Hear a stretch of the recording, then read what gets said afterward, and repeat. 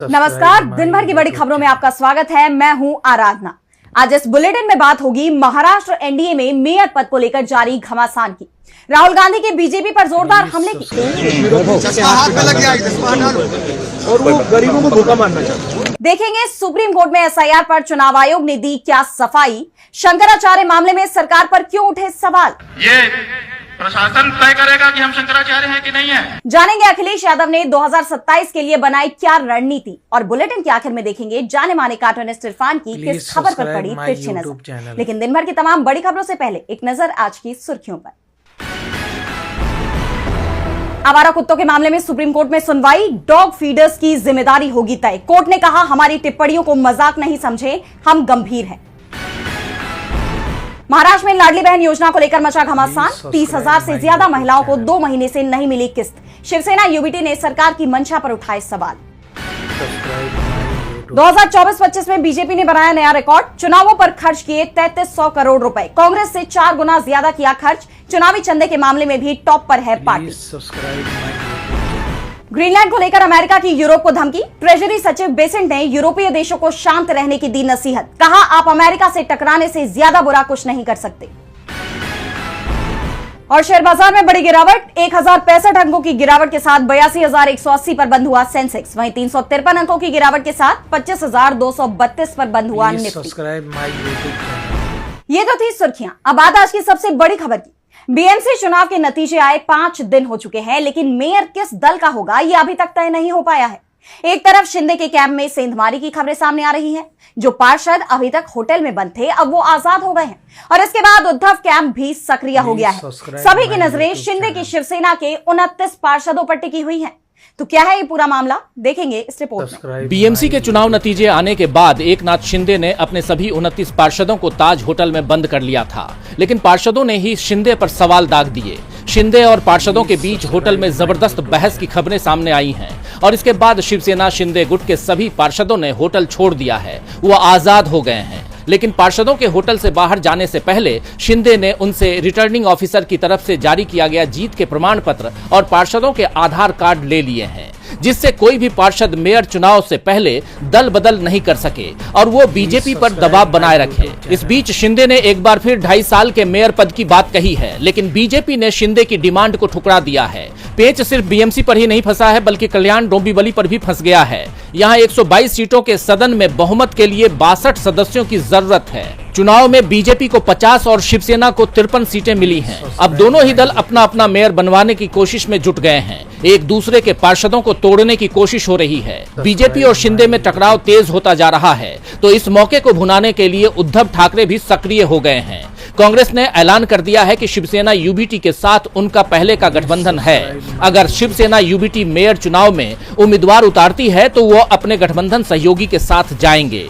उद्धव पहले से ही मेयर पद को लेकर दावेदारी जता चुके हैं। उन्होंने कहा था कि भगवान ने चाहा तो मेयर शिवसेना यूबीटी का ही बनेगा, और अब मुंबई में भी इस बात की चर्चाएं शुरू हो गई हैं कि भगवान उद्धव ठाकरे की शिवसेना का मेयर बनवा सकते हैं। मेयर पद ठाकरे की पार्टी के हिस्से में आ सकता है, ये 22 जनवरी को साफ हो जाएगा। इस दिन यह तय होगा कि मुंबई का मेयर किस समुदाय का बनेगा। इस दिन आरक्षण की लॉटरी निकाली जाएगी। पिछली बार मेयर सामान्य श्रेणी का था, इसीलिए इस बार मेयर सामान्य श्रेणी का नहीं होगा, एससी, ओबीसी या एसटी श्रेणी से होगा। अगर लॉटरी में एसटी श्रेणी का नाम आता है तो फिर बाजी पूरी तरह उद्धव ठाकरे के हाथ में आ जाएगी, क्योंकि बीएमसी में सिर्फ 2 ही पार्षद एसटी वर्ग से जीते हैं। वार्ड 53 से जितेंद्र बल्वी और 121 से प्रियदर्शनी, और वो दोनों ही उद्धव की शिवसेना के हैं। ऐसे में महायुति के पास उम्मीदवार ही नहीं होगा जो चुनाव लड़ सके। यही कारण है कि उद्धव ने भगवान की मर्जी वाला बयान दिया है। मुंबई में मेयर पद को लेकर बवाल मचा हुआ है। बीजेपी टेंशन में दिख रही है, तो राहुल गांधी के हमले ने भी बीजेपी की बेचैनी बढ़ा दी है। कांग्रेस सांसद राहुल गांधी रायबरेली पहुंचे, जहां उन्होंने मनरेगा कानून को हटाए जाने को लेकर मोदी सरकार पर जोरदार हमला बोला। इस दौरान कांग्रेस सांसद ने और भी कई कार्यक्रमों में शिरकत किया। राहुल के इस दौरे को लेकर यूपी से लेकर दिल्ली तक की सियासत गर्मा गई है। देखिए ये रिपोर्ट। देश भर में कांग्रेस का मनरेगा बचाओ अभियान जारी है। इसी सिलसिले में कांग्रेस सांसद राहुल गांधी अपने संसदीय क्षेत्र रायबरेली पहुंचे। इस दौरान उन्होंने मनरेगा चौपाल के जरिए केंद्र की मोदी सरकार पर तीखा हमला बोला। राहुल गांधी ने जनसभा को संबोधित करते हुए कहा कि मनरेगा सिर्फ एक योजना नहीं, गरीब मजदूरों का स्वाभिमान है, उनके रोजगार का अधिकार है। हम इसे किसी भी कीमत पर तबाह नहीं होने देंगे। राहुल गांधी ने सरकार की मंशा पर सवाल उठाते हुए कहा कि मनरेगा से महात्मा गांधी का नाम हटाना न केवल उनका अपमान है, बल्कि ये गरीबों को दी गई सामाजिक सुरक्षा को खत्म करने की साजिश है। अपना हमला जारी रखते हुए उन्होंने कहा कि एक तरफ मोदी सरकार देश का पूरा धन अंबानी और अडानी जैसे चुनिंदा उद्योगपतियों के हाथों में दे रही है, तो वहीं दूसरी तरफ आम जनता की बुनियादी जरूरतों को छीना जा रहा है। राहुल ने साफ किया कि कांग्रेस पार्टी पूरे देश में मनरेगा को बचाने के लिए बड़ा आंदोलन कर रही है और मजदूरों के हक की रक्षा के लिए मजबूती से खड़ी है। दूसरा लक्ष्य था कि हिंदुस्तान के जो गरीब लोग हैं सर, उनके लिए एक मिनिमम वेज बने सर, जिससे कम कहीं भी वेज ना हो, ये लक्ष्य था।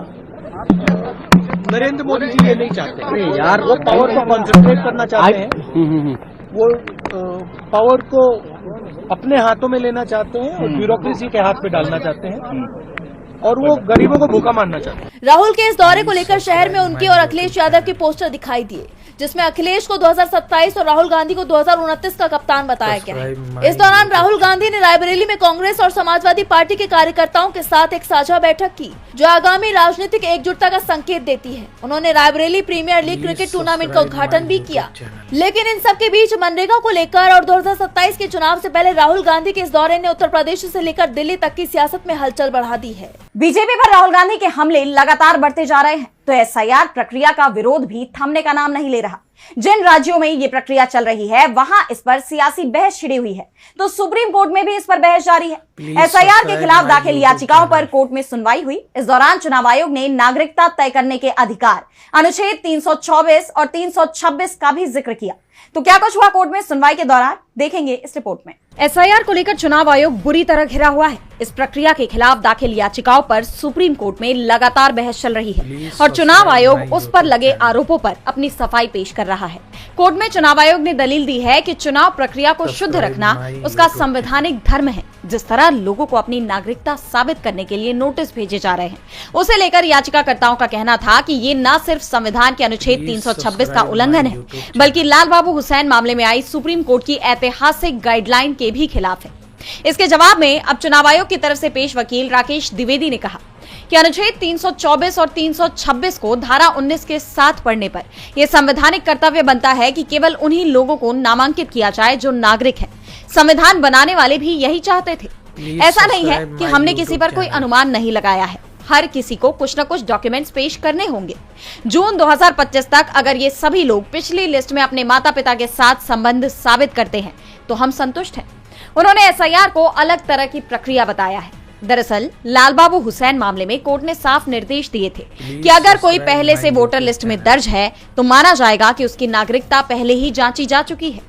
ऐसे व्यक्ति का नाम हटाने से पहले चुनाव अधिकारियों पर यह जिम्मेदारी होगी कि वे ठोस सबूत दें। और अब चुनाव आयोग ने भी अपनी सफाई पेश की है। उसने कोर्ट में यह भी बताया है कि 1951 का जन प्रतिनिधित्व एक्ट चुनावों के संचालन से संबंधित है, जबकि 1950 का एक्ट चुनावों की तैयारी से जुड़ा हुआ है। 1951 एक्ट की धारा 62 में वे शर्तें हैं जिनके तहत आप रजिस्टर होने के हकदार हैं। आयोग का तर्क है कि एसआईआर के जरिए केवल उन्हीं लोगों को हटाया जा रहा है जो पात्रता की शर्तों को पूरा नहीं करते। हालांकि इस दौरान जस्टिस जयमाल्या बागची ने जोर देकर कहा कि जब आप अंतर्राष्ट्रीय स्तर पर लोकतंत्र का इतिहास देखते हैं तो वो एलीट लोकतंत्र था। जिन लोगों के पास प्रॉपर्टी थी उन्हें वोट देने की इजाजत थी। इसलिए हमारा संविधान असल में कॉपी नहीं करता, बल्कि ये लोकतंत्र का विस्तार करता है।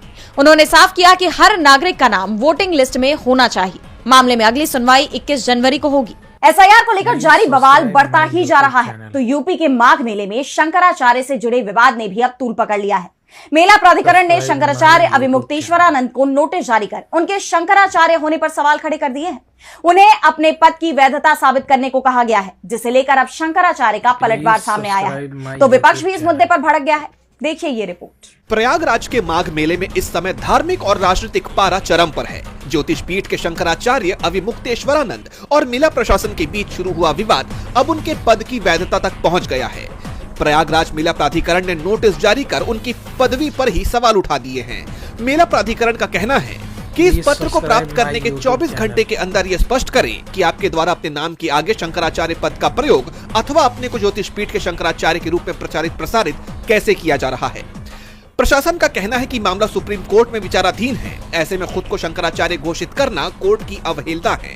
इस नोटिस को लेकर शंकराचार्य ने करारा पलटवार करते हुए कहा, क्या आप प्रशासन या यूपी के मुख्यमंत्री तय करेंगे कि शंकराचार्य कौन है? हम निर्विवाद रूप से शंकराचार्य इस प्रमाण की आपको जरूरत है। ये प्रशासन तय करेगा कि हम शंकराचार्य हैं कि नहीं है। उत्तर प्रदेश का मुख्यमंत्री तय करेगा कि भारत का राष्ट्रपति तय करेगा। भारत के राष्ट्रपति को भी अधिकार नहीं है कि वो तय करे कि कौन शंकराचार्य है। शंकराचार्य का निर्णय शंकराचार्य करते हैं। इस पूरे विवाद के बीच समाजवादी पार्टी के मुखिया अखिलेश यादव ने इस मुद्दे पर शंकराचार्य से फोन पर बात की है और जल्द ही उनसे मिलने की भी बात कही है। अब देखिए, अब हम तो अपना लड़ रहे हैं, अपनी लड़ाई अभिमन्यु की तरह चक्रव्यूह में लड़ रहे हैं।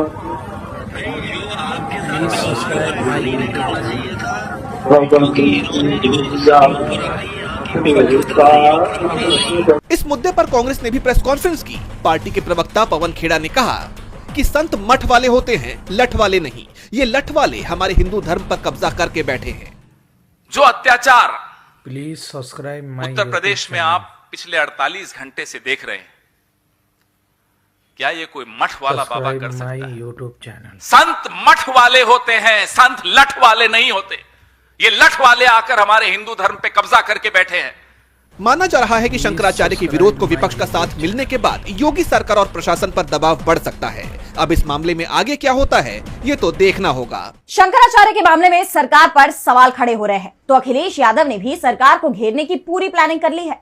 उत्तर प्रदेश में 2027 के विधानसभा चुनाव के लिए सपा प्रमुख अखिलेश यादव अभी से जुट गए हैं। इसी कड़ी में उन्होंने एक अहम बैठक की, जिसमें पार्टी के सभी सांसद मौजूद रहे। इस बैठक में कई मुद्दों पर विस्तार से चर्चा की गई, तो वहीं सरकार की नीतियों पर भी जमकर सवाल उठाए गए। तो क्या कुछ हुआ इस बैठक के दौरान, जानने के लिए देखिए ये रिपोर्ट। उत्तर प्रदेश में 2027 में विधानसभा चुनाव होने वाले हैं, जिसे लेकर राज्य में सियासी सरगर्मी तेज हो गई है।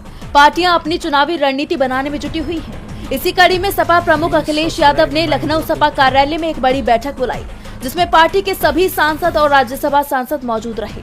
बैठक में अखिलेश यादव ने सांसदों को 2027 के विधानसभा चुनाव में संगठन और पार्टी लेवल पर काम करने के निर्देश दिए। साथ ही जनता के बीच जाकर पार्टी के मुद्दों को उठाने की बात भी कही। तो वहीं एसआईआर को लेकर भी जमकर गरजे।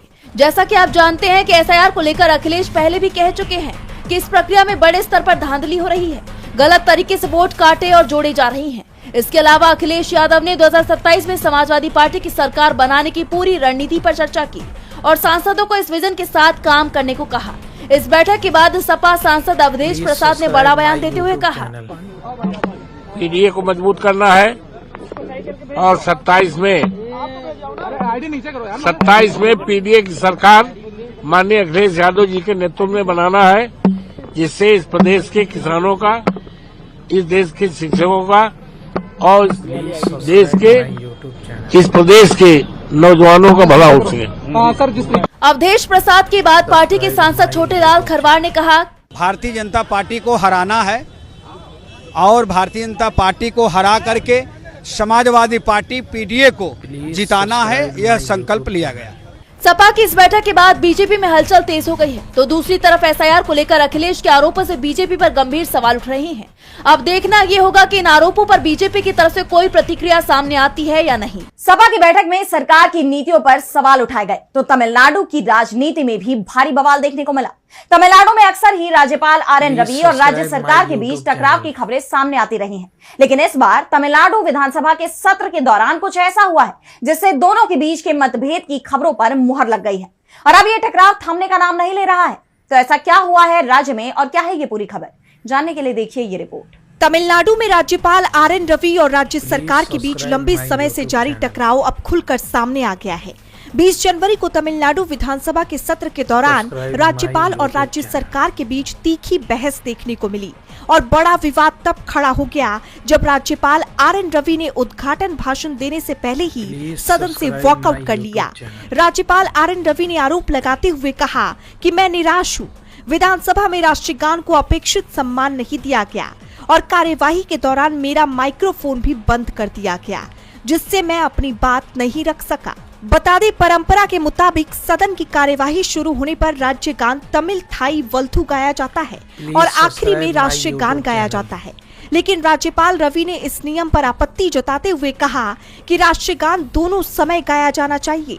राज्यपाल के इस व्यवहार पर सीएम स्टालिन ने कहा कि ये बचकाना और लोकतांत्रिक परंपराओं का उल्लंघन है। जब राज्यपाल अपने संवैधानिक कर्तव्य का पालन नहीं कर सकते तो वो इस पद पर क्यों बने हुए हैं? ये राज्य के लोगों का अपमान है। तो वहीं विधानसभा अध्यक्ष एम अप्पाऊ ने राज्यपाल के आरोपों पर पलटवार करते हुए उन्हें सदन की परंपराओं, नियमों और संवैधानिक मर्यादाओं का पालन करने की नसीहत दी। उन्होंने कहा कि विधानसभा की कार्यवाही तय प्रक्रिया के तहत चलती है और सभी को उसका सम्मान करना चाहिए। जैसे आप जानते हैं कि ये पहला मौका नहीं है जब राज्यपाल रवि और तमिलनाडु सरकार के बीच टकराव सामने आया हो। पिछले साल भी इसी तरह की एक घटना हुई थी जब राज्यपाल ने सदन से बाहर निकलते हुए गहरी पीड़ा जताई थी और आरोप लगाया था कि भारत के संविधान और राष्ट्रीय गान का अपमान किया गया। बता दें, इस वक्त विधानसभा चुनाव नजदीक होने के कारण मौजूदा सत्र को राजनीतिक रूप से बेहद अहम माना जा रहा है। विपक्षी दल सत्तारूढ़ सरकार पर गंभीर आरोप लगाने की तैयारी में है। वहीं मुख्यमंत्री एम.के. स्टालिन और उनके कैबिनेट सहयोगी विपक्ष के हमलों का जवाब देने की रणनीति बना रहे हैं। इस पूरे घटनाक्रम ने संकेत दे दिए हैं कि आने वाले दिनों में तमिलनाडु विधानसभा का ये सत्र बेहद तनावपूर्ण और राजनीतिक रूप से गर्म होने वाला है। तमिलनाडु के विधानसभा सत्र में हुए हंगामे की हर तरफ चर्चा हो रही है, तो सुर्खियों में इस वक्त बीजेपी के नए राष्ट्रीय अध्यक्ष भी बने हुए हैं। बीजेपी को अपना नया अध्यक्ष आखिरकार मिल ही गया। इस बार भी बीजेपी में अध्यक्ष पद का चुनाव निर्विरोध हुआ है। नितिन नवीन को निर्विरोध पार्टी का अध्यक्ष चुन लिया गया। उनके नाम का प्रस्ताव पीएम मोदी के साथ दूसरे दिग्गज नेताओं ने भी दिया है। नितिन के अध्यक्ष बनने के बाद पीएम मोदी ने कहा कि ये हमारे बॉस हैं। देखिए ये रिपोर्ट। आखिरकार बीजेपी को नया अध्यक्ष मिल ही गया। अभी तक जेपी नड्डा बीजेपी के अध्यक्ष थे, जिनका कार्यकाल वैसे तो 3 साल पहले ही पूरा हो गया था, लेकिन नए अध्यक्ष का चुनाव नहीं होने के कारण बार बार उनका कार्यकाल बढ़ाया जा रहा था। वैसे ये बात तो आप जानते ही हैं कि बीजेपी के संविधान में पार्टी अध्यक्ष का कार्यकाल 3 साल का होता है और एक साथ कोई भी व्यक्ति 2 बार ही अध्यक्ष बन सकता है, यानी 6 साल तक ही अध्यक्ष रह सकता है। उसके बाद नए अध्यक्ष का चुनाव जरूरी हो जाता है। जेपी नड्डा को वैसे तो एक ही कार्यकाल गिना जाएगा, क्योंकि वो दूसरी बार चुने नहीं गए थे, बल्कि कार्यकाल का विस्तार बार बार होने के चलते उनका दूसरा 3 साल का कार्यकाल भी पूरा हो गया, जिसके बाद अब नितिन नवीन बीजेपी के राष्ट्रीय अध्यक्ष बन गए हैं। अध्यक्ष पद के चुनाव में बीजेपी की जो परंपरा चली आ रही थी, यानी चुनाव निर्विरोध होता है, वो ही इस बार भी हुआ। नितिन नवीन को निर्विरोध पार्टी का अध्यक्ष चुन लिया गया। उनके चुने जाने का आज पहले औपचारिक ऐलान किया गया, जिसके बाद नितिन नवीन ने अध्यक्ष पद ग्रहण किया। इस दौरान प्रधानमंत्री नरेंद्र मोदी भी बीजेपी कार्यालय पहुंचे और उन्होंने नितिन नवीन को माला पहनाकर स्वागत किया। पीएम मोदी ने पार्टी के नए अध्यक्ष को अपना बॉस बताया और खुद को कार्यकर्ता। मोदी ने कहा, जब बात पार्टी के विषयों पर आती है तब मैं एक कार्यकर्ता हूं और नितिन नवीन मेरे बॉस हैं। अब वो मेरे काम का आंकलन करेंगे। तो वहीं पदभार ग्रहण करने के बाद नितिन नवीन ने कहा कि हम ऐसे राजनीतिक दल से जुड़े हैं जहां राजनीति सत्ता नहीं साधना है। बीजेपी को नया अध्यक्ष मिलने पर पार्टी में खुशी का माहौल है, लेकिन कांग्रेस ने बीजेपी पर कई सवाल उठाए हैं कि आखिर बीजेपी अध्यक्ष पद के लिए सिर्फ एक ही नाम क्यों सामने आया, किसी और ने पद के लिए नामांकन क्यों नहीं किया। बीजेपी में चुनाव हुए और मुकाबला किसी से नहीं हुआ, यहाँ तक कि कांग्रेस ने नितिन नवीन को कठपुतली अध्यक्ष बता दिया है। और बुलेटिन के आखिर में देखेंगे जाने माने कार्टूनिस्ट इरफान की किस खबर पर पड़ी तिरछी नजर।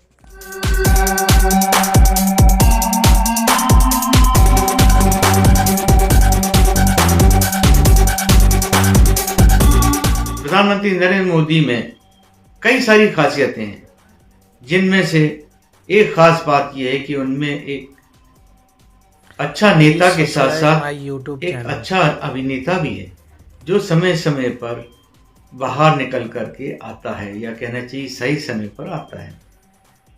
अब देखिए ना, जब कभी भी मुस्लिम राष्ट्रों के राष्ट्राध्यक्ष या शेख भारत में दौरे पर आते हैं तो हमारे प्रधानमंत्री जी उनको दौड़ कर लेने के लिए एयरपोर्ट पर जाते हैं, भले ही प्रोटोकॉल को तोड़ना पड़े। लोगों ने पूछा तो उन्होंने कहा कि भाई मैं अपने भाई को लेने जा रहा हूं। ये भाईचारा, ये प्यार कितना अच्छा लगता है देखने में।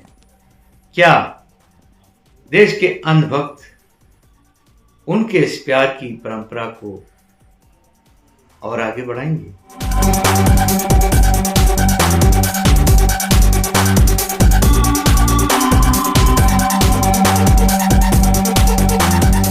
बहुत बहुत शुक्रिया इरफान। तो आज इस बुलेटिन में इतना ही। आप देखते रहिए डीबी लाइव। नमस्कार।